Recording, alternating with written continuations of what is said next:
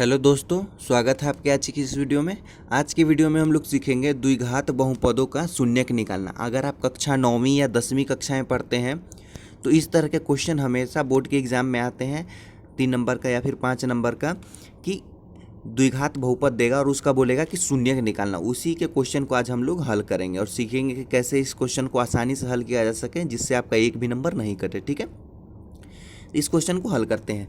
हमारा पहला क्वेश्चन दिया गया है x² माइनस 2x माइनस 8। ठीक है, तो हम लोग इस क्वेश्चन को क्या निकालने के लिए क्या करना है आंसर, हम लोग को इसका गुणनखंड करेंगे। ठीक है, तो ये हमारा दिया गया है x² माइनस 2x माइनस 8। ठीक है, तो लास्ट में पहली संख्या देखना है कि पहला में कौन सा चर है। जैसे x² दिया गया, इसके आगे कोई भी संख्या नहीं है। ठीक है, इसके आगे यहाँ पे हमारा कोई भी संख्या नहीं है, मतलब 1 है। ठीक है, जब ऐसी संख्या रहे, जब आगे x² के आगे कुछ भी नहीं रहे तो उसका अलग तरह से निकालते हैं, और x² के आगे अगर कोई संख्या रहे तो उसका थोड़ा सा अलग रूल हो जाता है। रूल यही रहता है, थोड़ा गुना करने में अलग चेंजिंग होता है। ठीक है, तो x² है माइनस 2x माइनस 8 है। ठीक है, तो हमें लास्ट वाला संख्या लेना है। लास्ट में कितना है, 8 है, मतलब 8 संख्या लेना है।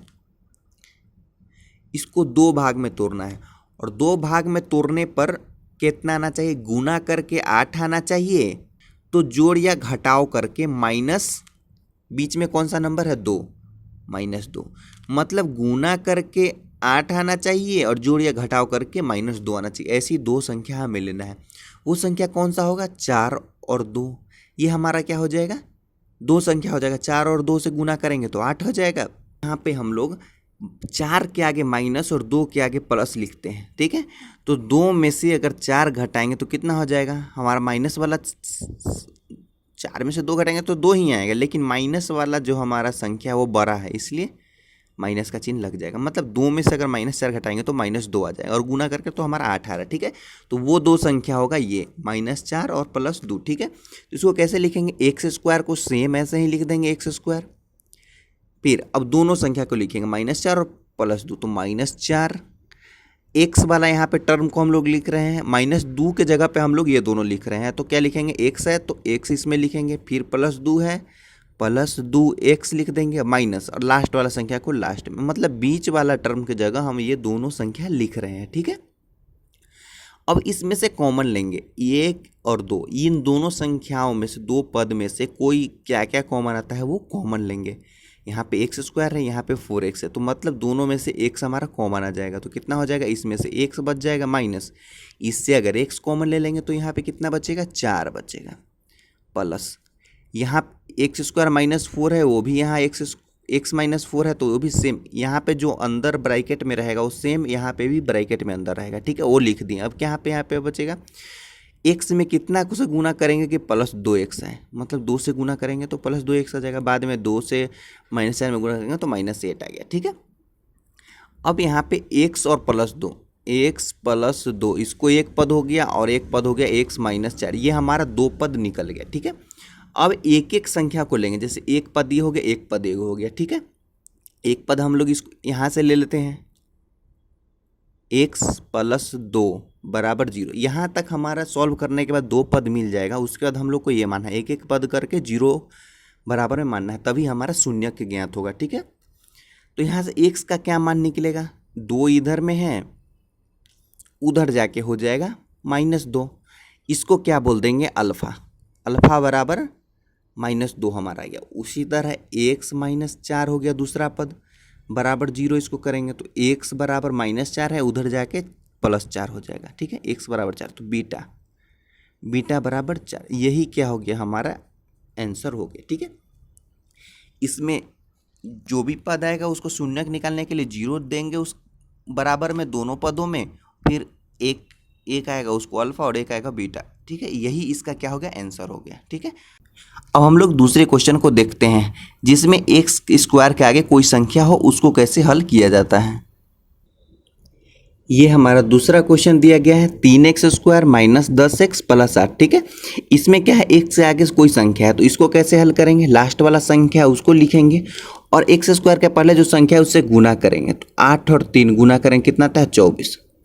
अब ये 24 आया, इसको 2 भाग में, मतलब 2 ऐसा नंबर से गुना करना है जो 24 आए, और यहाँ पे जोड़ या घटाव करके -10 है, ठीक है।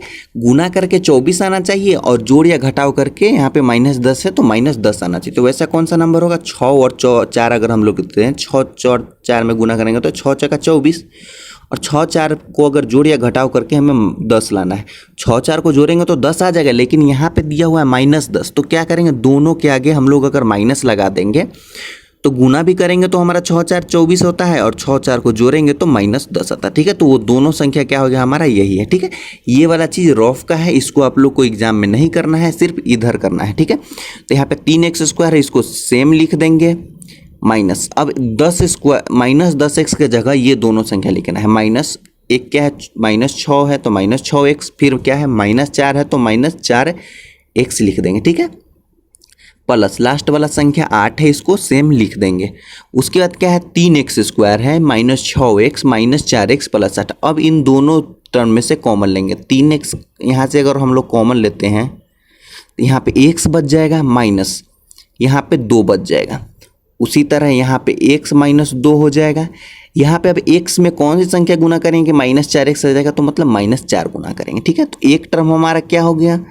3x - 4 और एक हो गया x - 2, ठीक है। अब इसी को हम लोग इसको एक पद लेके सॉल्व करेंगे, इसको एक पद, जैसे 3x - 4 बराबर 0। हम लोग शून्यक लेते हैं ताकि हमारा शून्यक निकल सके, ठीक है। शून्य लेते हैं। 3x - 4 बराबर 0, तो 3x बराबर कितना हो जाएगा? 4 हो जाएगा।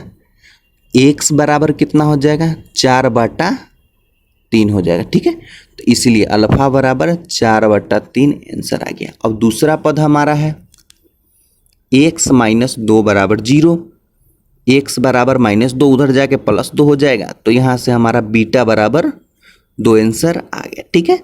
तो अगर इस तरह का क्वेश्चन में आपको बोलता है कि बहुपद का किसी द्विघात बहुपद का शून्यक निकालना है, तो आप इस तरह से निकाल सकते हैं। यहाँ पे द्विघात दिया हुआ है, इसलिए सब यहाँ पे x का पावर 2 दिया हुआ है। अगर त्रिघात बोलेगा तो x का पावर 3 दिया हुआ रहेगा, ठीक है। तो इस तरह से आप क्वेश्चन को हल कर सकते हैं। जैसे यहाँ पे बताया गया है प्रोसीजर, ऐसे आप लोग करते हैं तो आपका एग्जाम में एक भी नंबर नहीं कटेगा, ठीक है।